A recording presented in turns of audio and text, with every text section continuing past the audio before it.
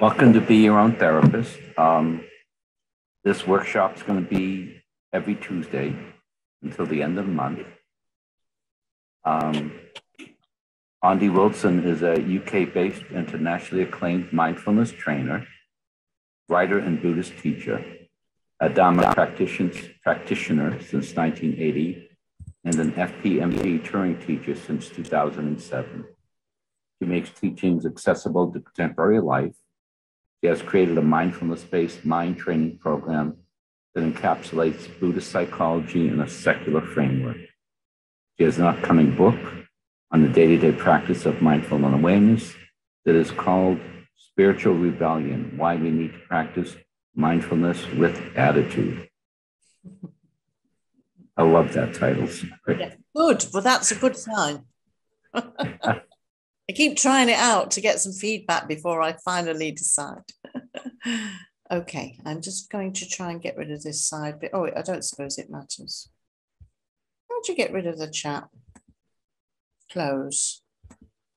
There we go. Well, good morning to most of you and good evening to some of you. Yeah.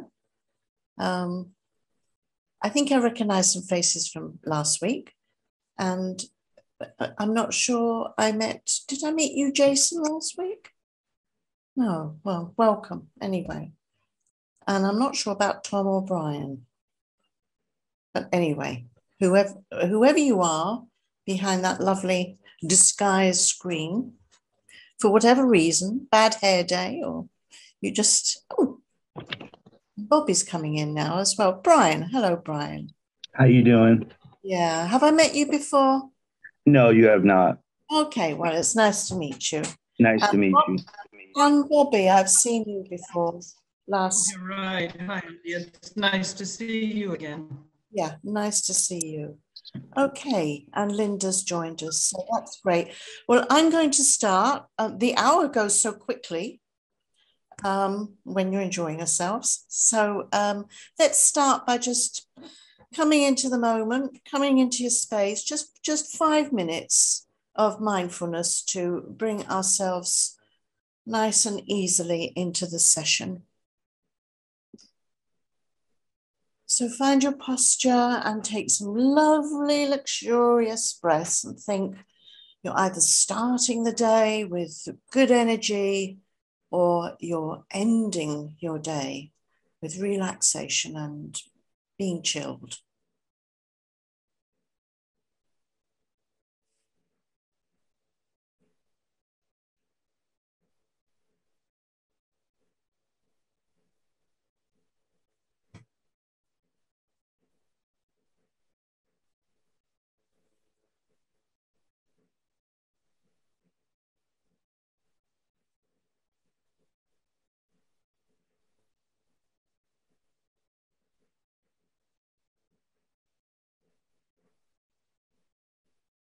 And then just gently follow the breath, mindfulness of the breath, allowing thoughts to subside, finding some spaciousness.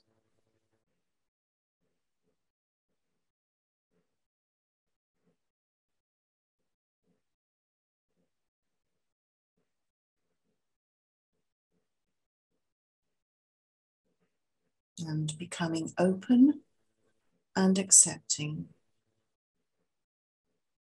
of your space, of whatever's going on in this room with us now. Embrace it all.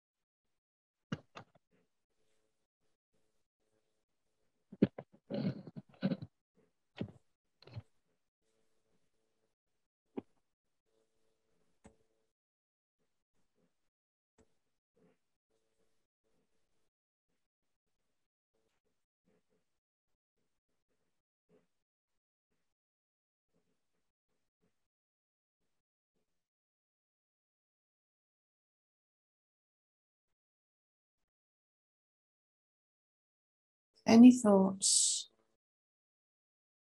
just feel really detached from them. They're happening.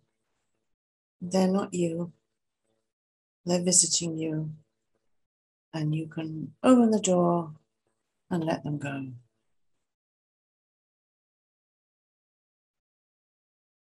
And enjoy that spacious room you've created. No interference.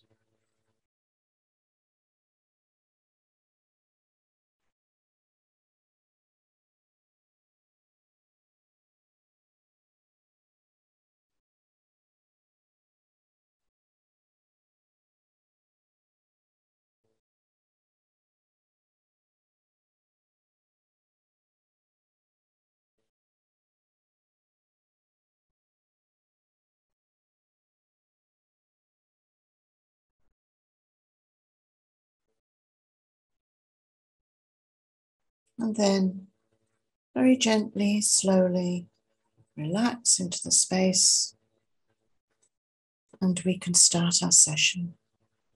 Thank you.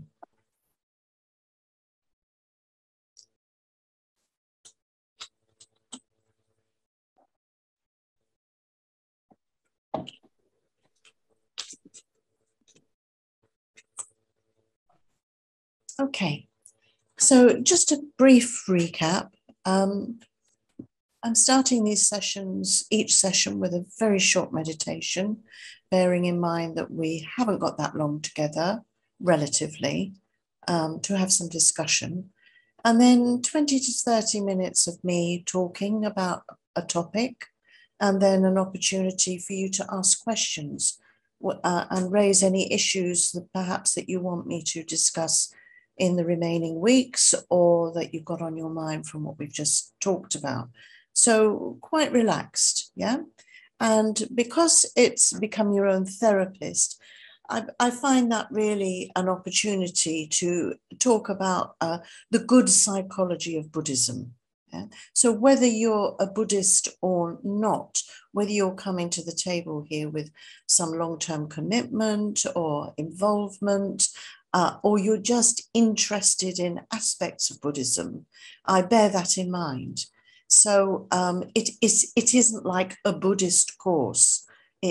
Although the content, its roots are in the Buddha Dharma, it doesn't necessarily go down the path of this is what we do because we're Buddhist. Yeah?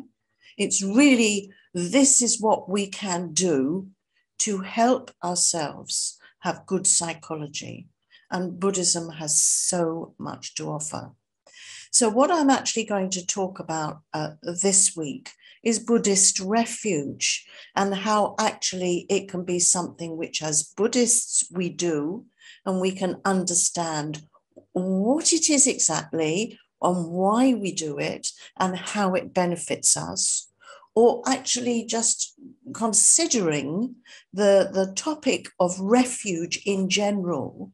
And if we're not a Buddhist, what we take refuge in that is going to help us psychologically. Yeah? Because that's absolutely vital. Because what we have going on in the world are people who, without knowing, because they don't know, because they haven't been taught, because nobody's told them, they haven't come across anything, through their own unknown, and we call it ignorance, but that's not a derogative sense. It's more in the sense of they just don't know. They are going for... Sorry, Brian. Are you okay? No, I was just saying they're still asleep. You're still asleep? No, the people you're talking about are still asleep. asleep. Sorry, I beg your pardon. Okay, that Brian. Might be a nice way to say it. They're still asleep. Yeah, but yeah, that's a great way of doing it. Thank you. So yeah, they're still asleep. The Buddha's metaphor was, they have dust in their eyes. Yeah, and we as Buddhists, although we aren't enlightened, we have just a little dust in our eyes. So it's that whole sense of not knowing, and therefore taking refuge on what that means in things that are actually bringing them more problems. So last week I opened this with reference to our involvement through being onlookers in the horrendous conflict that's going on in the world today. With reference to that, I brought up the topic of helplessness, and we considered, what can we do? What therapeutically we need to take care of our mental health, because when things like this emerge, and we've already had a plague, which is still hanging around, and we don't really know where that's going.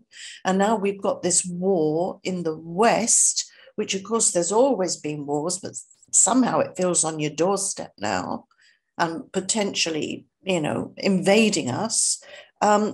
We need to take care of our mental health. And in many ways, that is a way in which we can be of help. Because if we are full of fear and anxiety, and we don't know how to talk about it, we don't have stability, we give that off and we create more of a problem.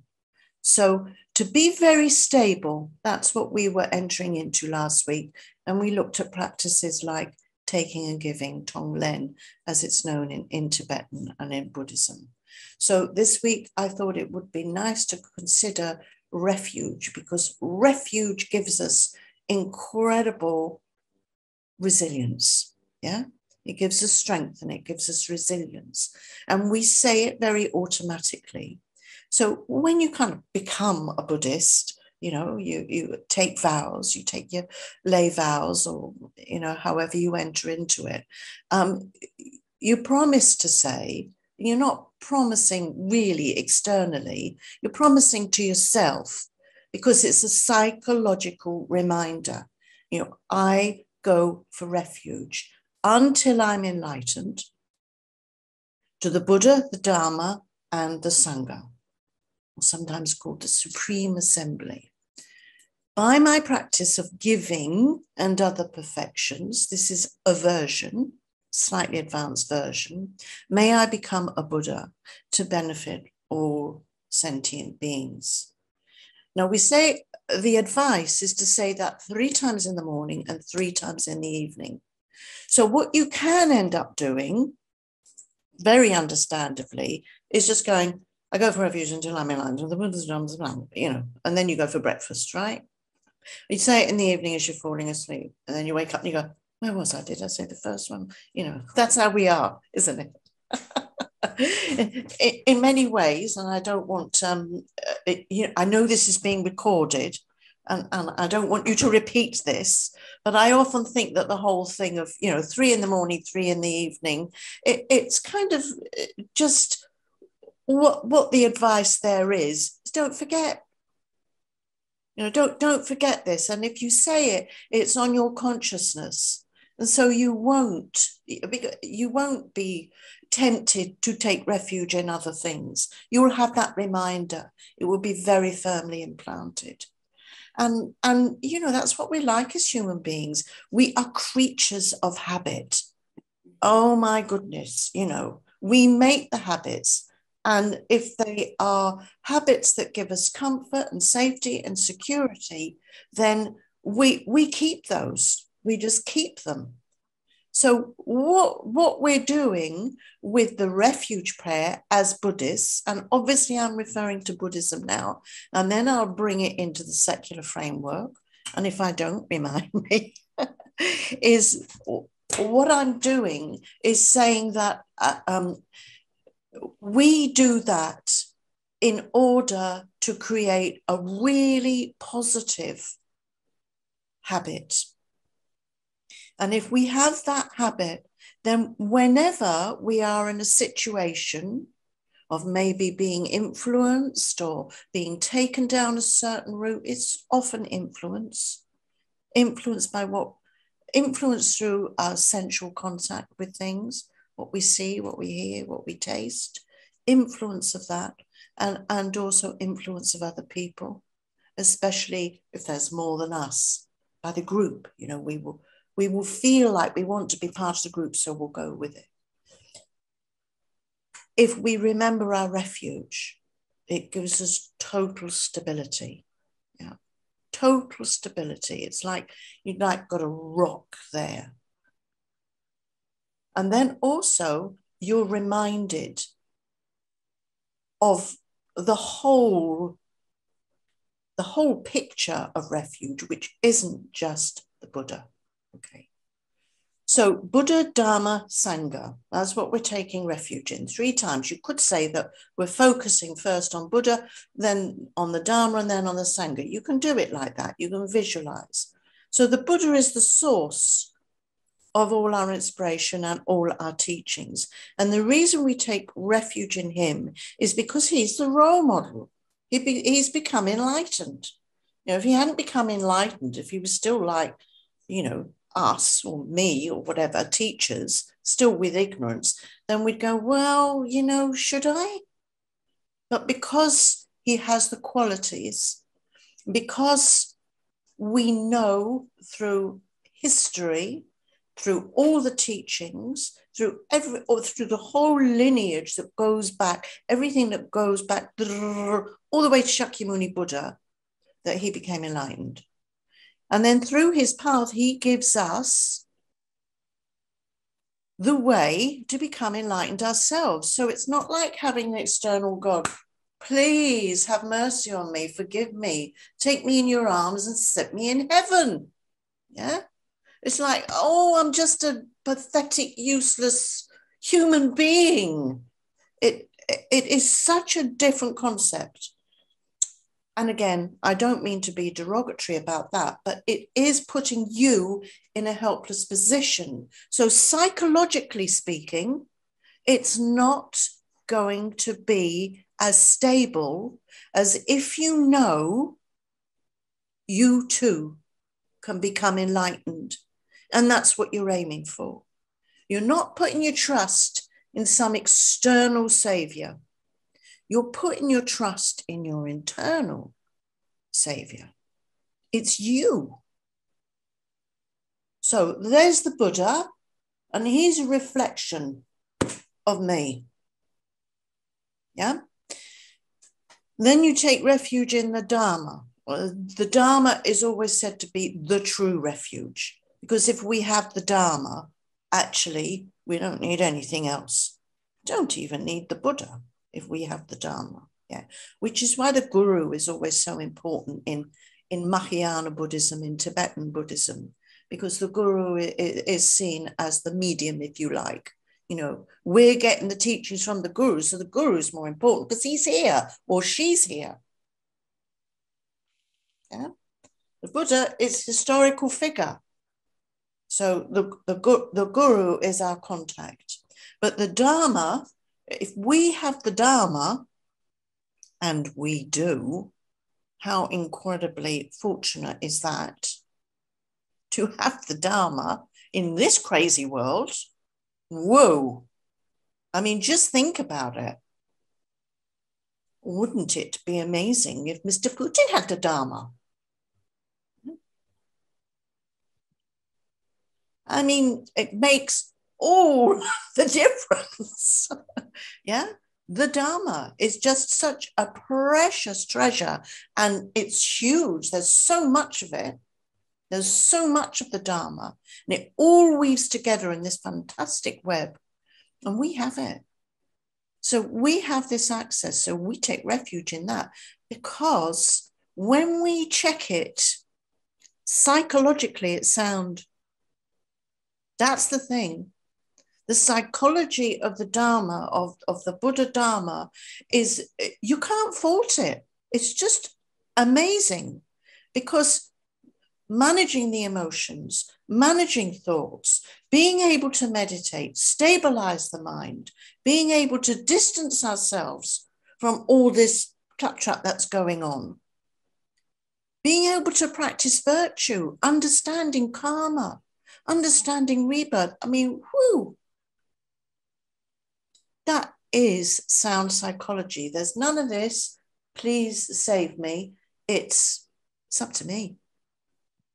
Everything that's happening to me is for a reason that I have created. So get on with it. Yeah? So when we take refuge in the Dharma, in any situation we find ourselves in, whether it's fabulous or horrific, we know that we've got all the tools to manage and deal with it. Doesn't mean to say we won't suffer trauma or grief, pain, loss. Doesn't mean to say we're necessarily going to be mentally healthy for the rest of our life. But actually, we have the medicine. We do have the medicine. And then we take refuge in the Sangha. Now, the Sangha has a wider explanation these days. Originally and traditionally, we see the Sangha as being all the enlightened beings, those who have insight and wisdom, yeah? Not necessarily bodhicitta, as in Mahayana Buddhist practice, but they have wisdom. So, of course, you take refuge in them because they're your teachers and they know what they're talking about. But so really, you need to be clear when you take on a teacher, I mean a guru or a lama, you know, that you're taking on somebody who you've really checked. You know, test it like gold is the saying. Test it like gold, and it's degenerate times, and by that we mean that there's a lot of stuff going on in our experience of life that feels quite difficult and not so trustworthy. So you need to check like gold. And then also the Sangha are seen as us, our spiritual friends, yeah? So that's the kind of second layer of Sangha, that we can support each other. We can advise each other. We can form spiritual communities that come together. So that is also seen as Sangha. In other words, if you're going to be influenced, get the support of your Sangha, yeah? Because they're the ones who will give you advice that is based on good psychology. Good psychology is that practicing virtue leads to happiness, that managing our emotions means we'll have better relationships. It's understanding the nature of the mind and how the mind works, yeah? And also that mind is not brain. And also that we are carrying the seeds of karma, and we don't know what they're going to turn into. Yeah. So that's refuge. Now, the next line, which is the kind of slightly advanced line, is by my practice of giving and other perfections, which refers to the Mahayana teachings on we are becoming enlightened and developing bodhicitta, the altruistic intention to help all beings become enlightened.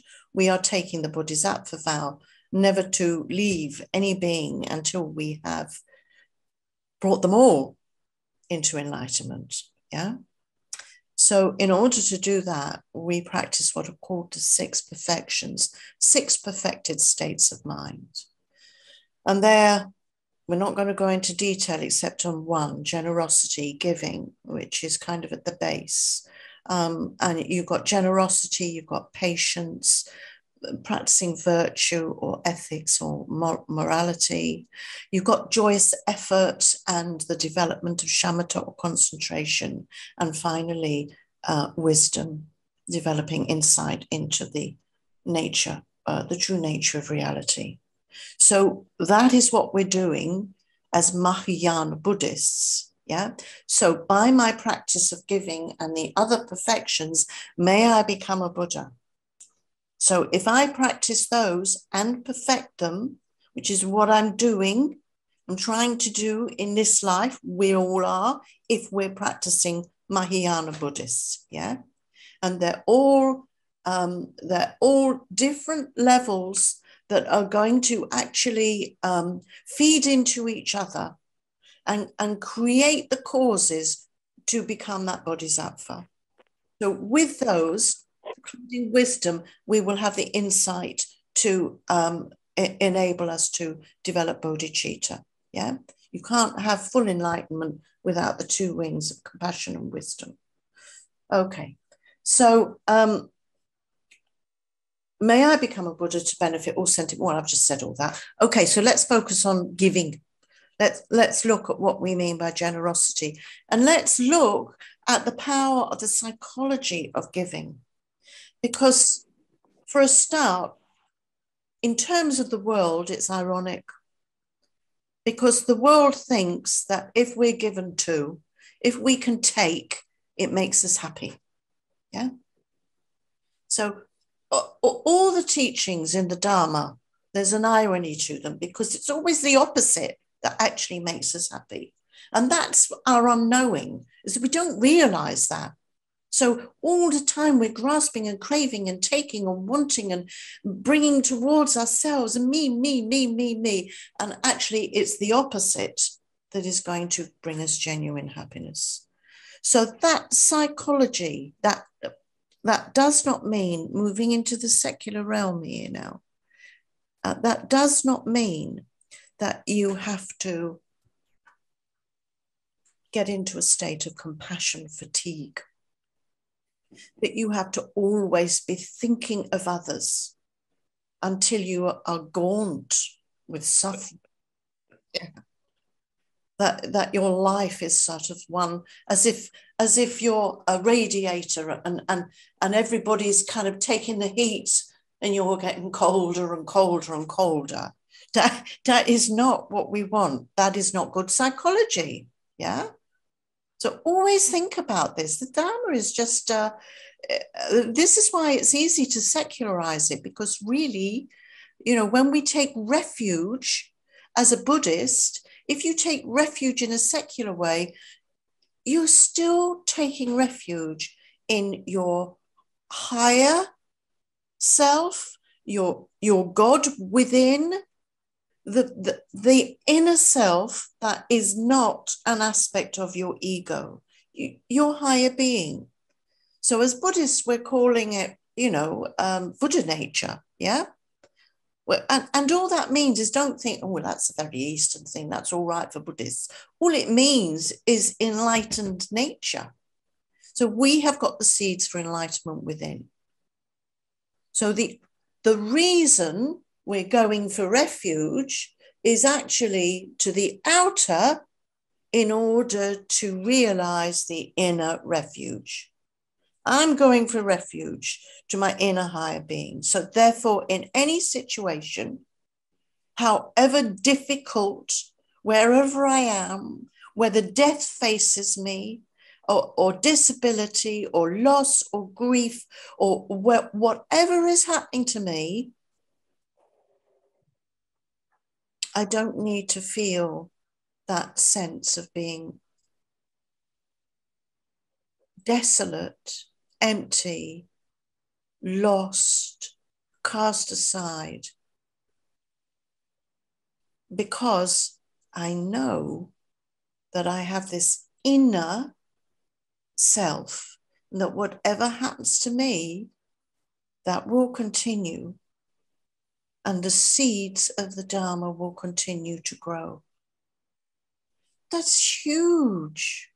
That's huge refuge. And I'm sure, actually, I was personally watching something that a journalist was going to the church of the Ukrainians and saying that, we will have all noticed incredible strength and resilience and courage in the Ukrainians. There's plenty of Russians who are having to feel that now as well, as it hits home what's happening to them so You know, there's suffering on both sides, but he was saying that it is their faith, that they trust that they are morally right, and they trust in God. So if you have this source of inner strength, then it will get you through anything. I'm not saying you will be happy, smiley bunnies all the time. Yeah, you won't. That's not real, is it? And you can see that with so many people, they have so much grief and trauma to get through, but you will have the medicine. Yeah. And you will have, you know, the Buddha as the doctor, or your teachers as the doctor, and the Sangha as the nurses. So you have as much as you can possibly have. So I bet I'm going on a lot. Oh no, it's not too bad. Okay. So let's bring that round. So refuge.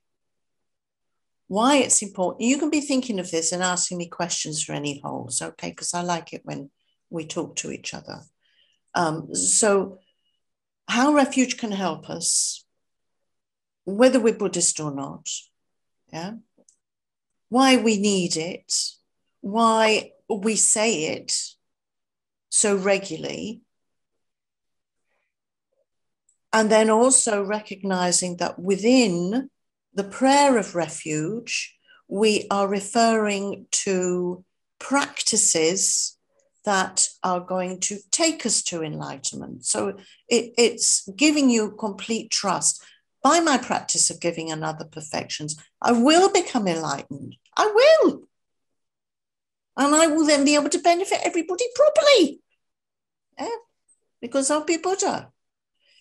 So generosity, let's just finish with generosity, because this is something that we can practice in ways now. So I talked about, and I'm now coming back to, the good psychology of not draining yourself. So we've got to give to ourselves first. We've got to be generous to ourselves, love ourselves, value the fact that we have this, that we've come across, and we have this incredible gift of the Buddha Dharma, or the good psychology, whatever you want to call it. Buddha Dharma is just the truth of how to become enlightened, you know. So good psychology is the truth of how to be mentally healthy, isn't it? What's the difference? Yeah, it's all in the language. So we can give Dharma, we can give protection, and we can give stuff. Yeah. Okay. So you can see that there's an incredible outpouring of humanity around the world at the moment, of people going, what can we do? We can give stuff, which is incredible. Yeah. Because people are going, I don't need this. I don't need this. I can afford this. I want to help. That's incredible. They're sending love and compassion, aren't they? Yeah, they're giving love and compassion. We can also give protection. Now, protection is from fear.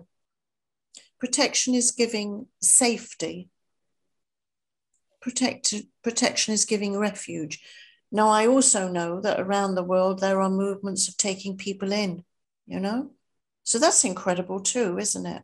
So you can see that on a ordinary level, human beings have the capacity for enlightenment. Yeah. Now, when we give the Dharma in whatever skillful way we can, because there's no way we want to preach, yeah. Whenever we are asked or people want support from a skillful kind of frame of mind, we can offer them advice that comes from understanding what helps people. You know, what helps people. And we can give protection from fear for ourselves, because some of us might feel fearful at the moment. Will life change? How much will it change? Will I be cold? Does it mean I won't be able to drive my car anymore? You know, how pathetic are we? Oh my God, I might have to give up going on holiday. But hey, we've been used to it. Yeah, we've been used to it. And if we can, then there's no reason why we shouldn't. But to have protection from fear is to recognize that whatever's happening, karma is ripening. And the way I can deal with it is by going for refuge in my inner guru, my Buddha nature, my higher self, practicing the Dharma. And that will bring stability. Okay. And here I rest my case. So I would like to, at this point, I think it's a good time, see if there are any questions.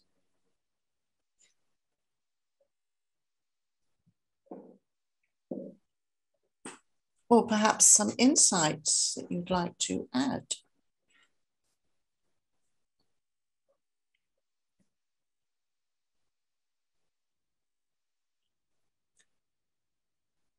Nothing coming immediately, so I'm going to ask, is there something? Kim, brilliant, thank you. Okay, Kim, over to you. Yes, Ondy. First of all, thank you for your teachings. You're very inspiring.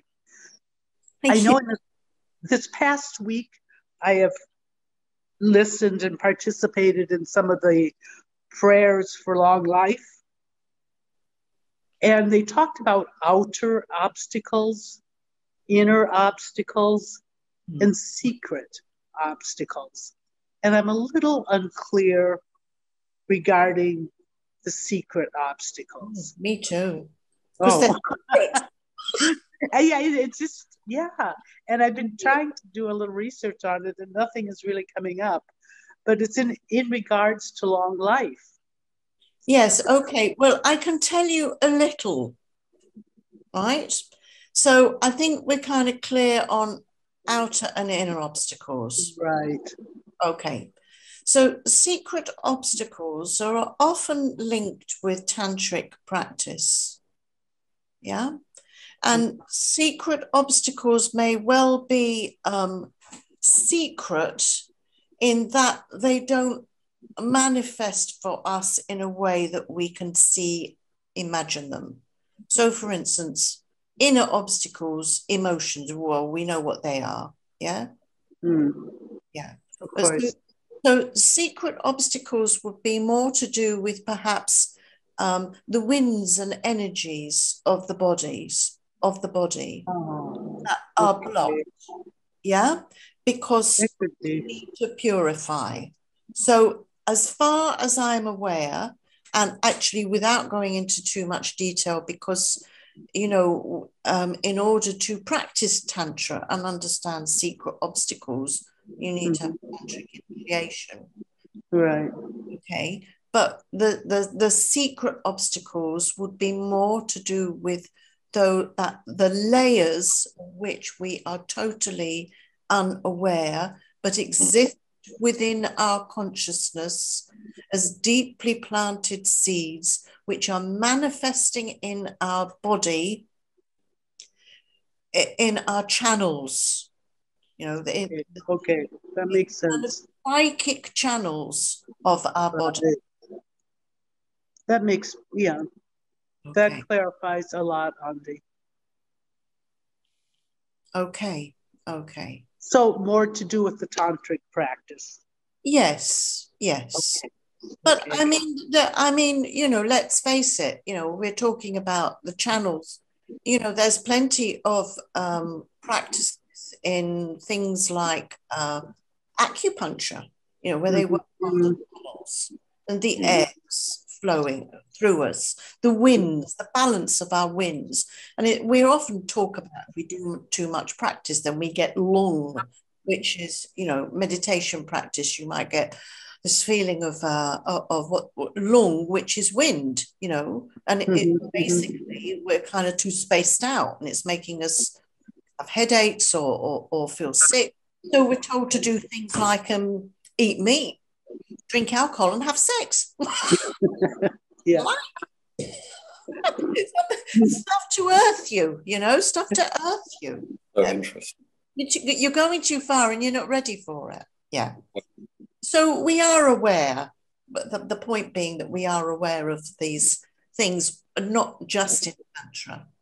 Okay. Yeah. Thank you so much, Ondy. That makes sense. Any other questions? I have a question. Brian.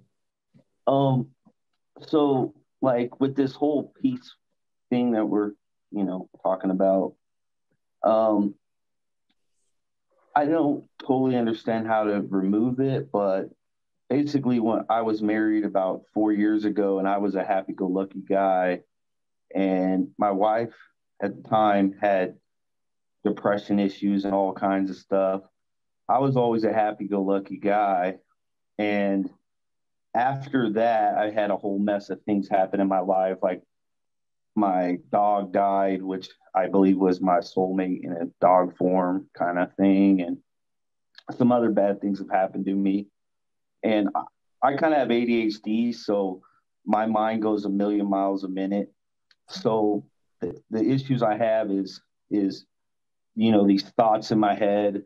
And I was kind of trained the way you were saying, like where my channels are messed up from how I was raised religiously to think if I made mistakes that I'm, wrong or I'm not a good person. So that kind of goes from my mind.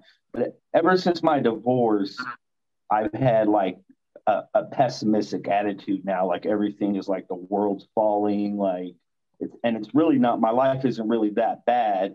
It's just what I think happened, and I don't totally understand it. But I think like either some bad spirits or something has like tried to attach to me or whatever. And I don't know if you guys believe in that or if that's what's going on, but I'm just trying to get to this place in my body, in myself, in my soul of just that stuff already, all that stuff in the past has happened.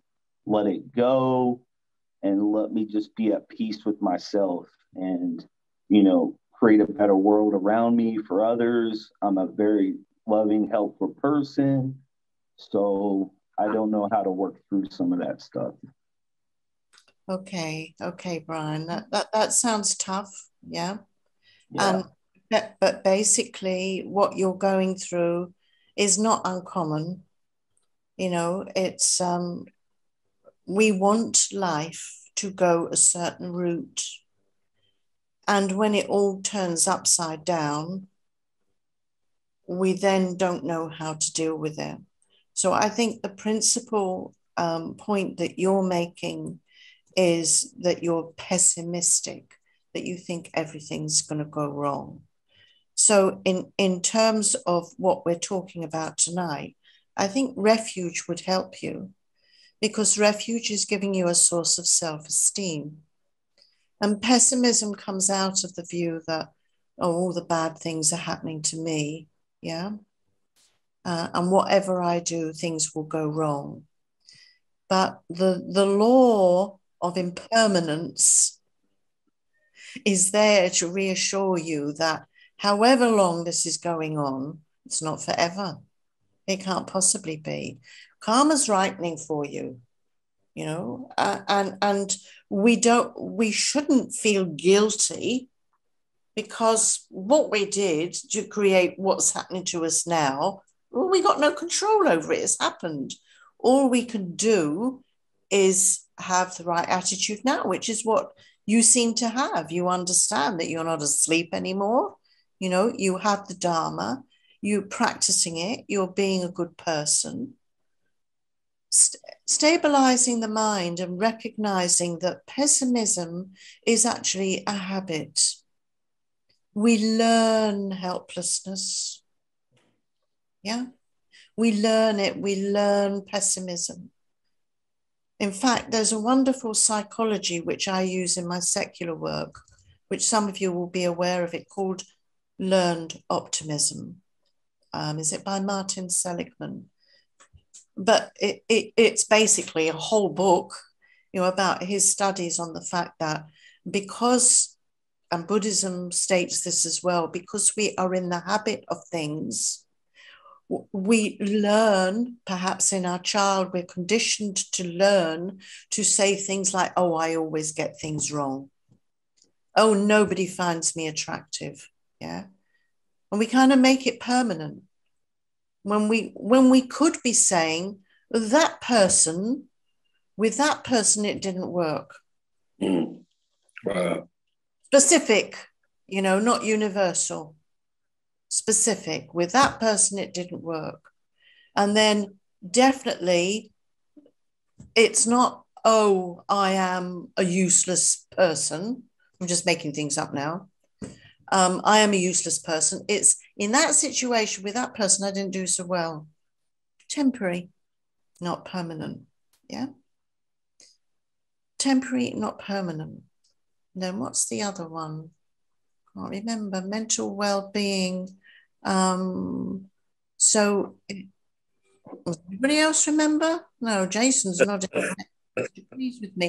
I can't remember the third one. But anyway, there's another point, which is another habit. But basically, it's the way in which we say things. Which, it's low self-esteem or high self-esteem. That's the third one. Well done, Ond.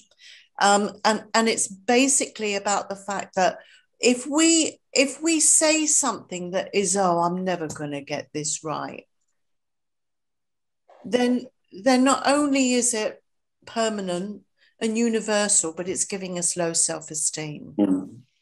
So we need to say the things. We need to use language to say, well, that didn't work, but I'm a good guy. Focusing on what you're saying, Brian, which is I'm a good guy. So you focus on the positives of yourself and you watch that you don't use language that is negative about yourself. And look it up, Google it, Learned Optimism. Very interesting, absolutely aligns with the Dharma, which is why I use it in my work, because it's all about the brain making habits which we have learned when we were children or at some point, and now it's become a bad habit. It's not good psychology. And what is the truth? There is no truth. There's just, your truth, her truth, my truth, your truth. Wow. In conventional reality, we don't see the world as it is, but as we are. Okay? So change what you are. It'll take time. Thank you. Rest of your life, but it'll be fun. It'll be a journey. How are we doing? We've still got time. Thank you, Brian.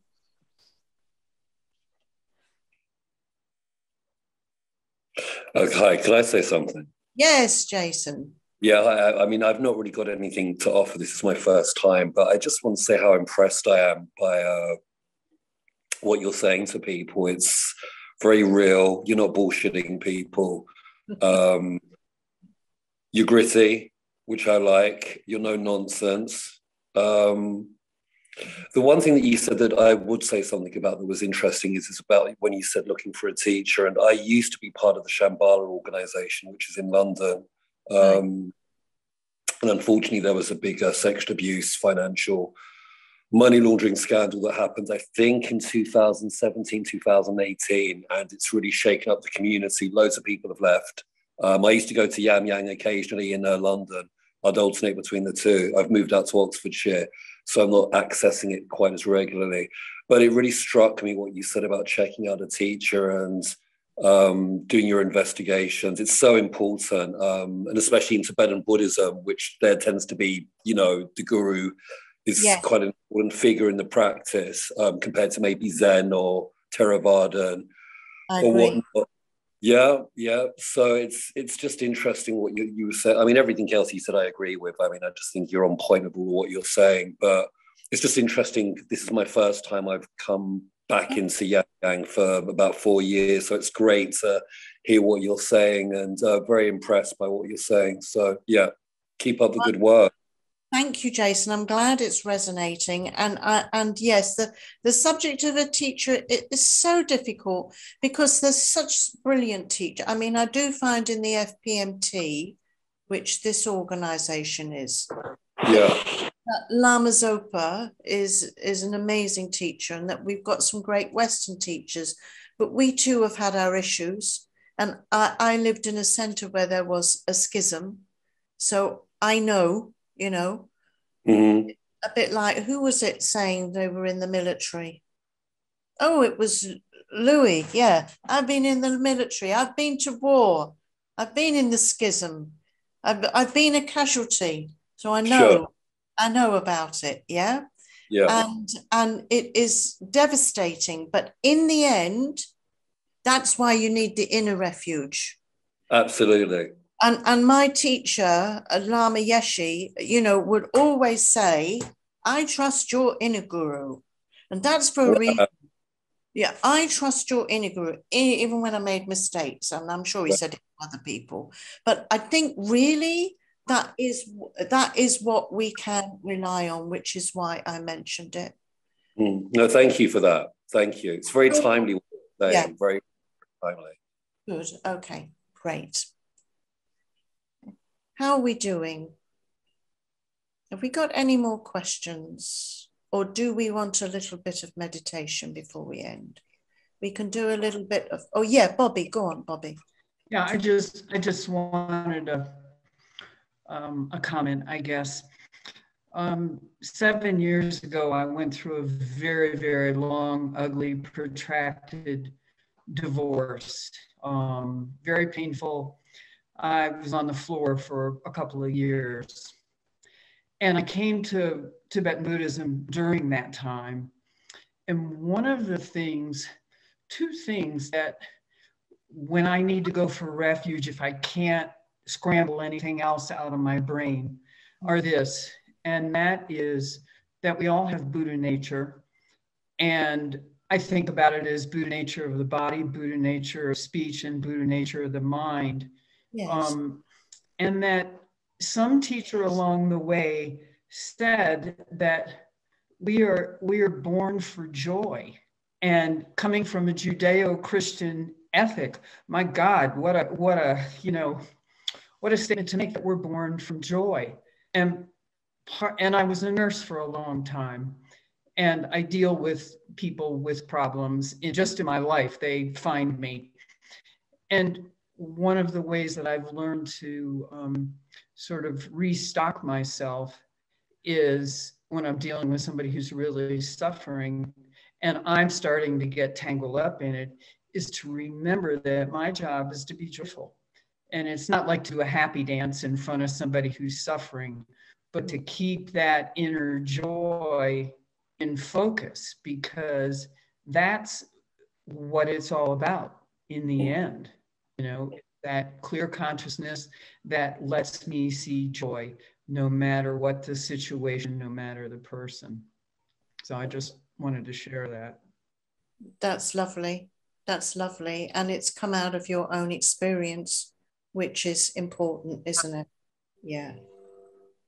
And it is astonishing that when people, have great moments of insight, is often when they're at their most devastated point of loss, when they're in the depths of despair. And then they find that joy, which is the blessing of Buddha, or getting in touch with one's Buddha nature, or whatever it is you want to call it. They find that, and that keeps them going for the rest of their life, and inspires them. So I think, we often think that devastating things are bad karma and why do bad things happen to good people, etc., etc. But it's often the bad things that teach us the most. You know, that, and you know, there's that very trite saying, isn't there? If it don't kill you, it makes you better. But there's truth in it, you know. There is truth. It's a little common phrase, but if we're still alive, then we have a choice to become bitter and twisted and depressed and all the rest of it, or to go, hey, you know, I'm gonna find something and it's going to turn my life around. That's what it did for you, Bobby. Yeah. Yeah. Brilliant. Thank you. Thank you. Anybody else for a last throw at me? 3 minutes. Maybe we can, unless there's somebody desperate. No, let's just finish then.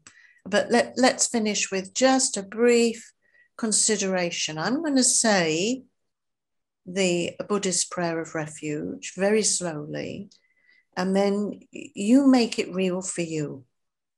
Okay?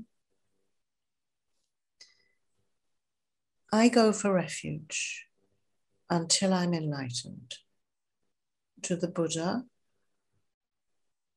the Dharma, and the Sangha.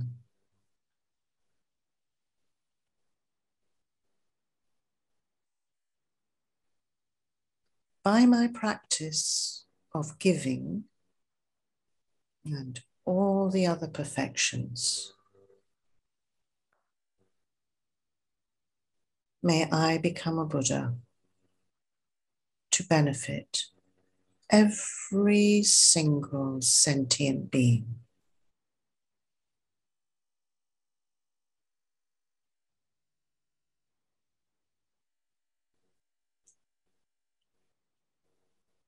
Just feel that the external Buddha is there in front of you, level with your brow, about 6 feet away. If you like, it can be Jesus, your source of refuge, enlightened being, full of light, no suffering, perfect wisdom, perfect compassion. And they come to the crown of your head, turning to face your direction, and the light just pours down through the crown of your head, filling your body with the blessings of the Buddha. He then turns into light and comes to rest at your heart chakra, your heart center. More light flooding through you, the light of the Dharma.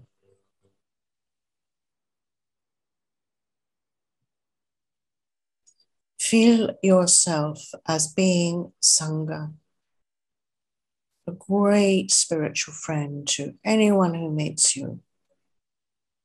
Just your presence, no effort, just your presence is stability, reassurance, hope, courage.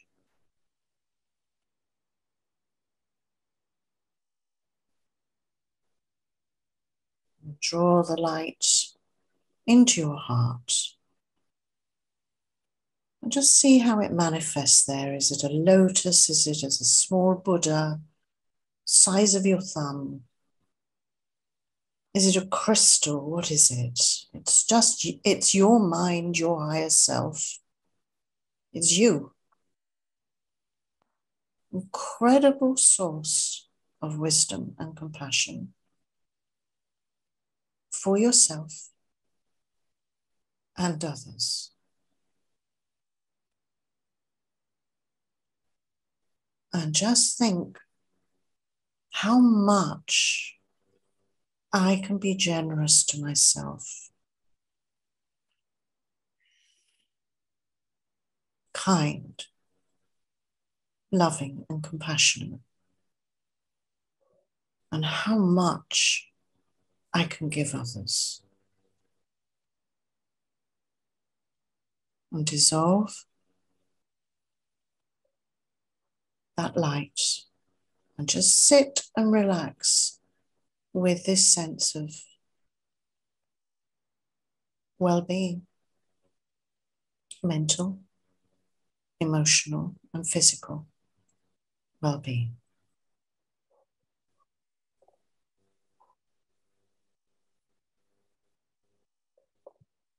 And end your meditation.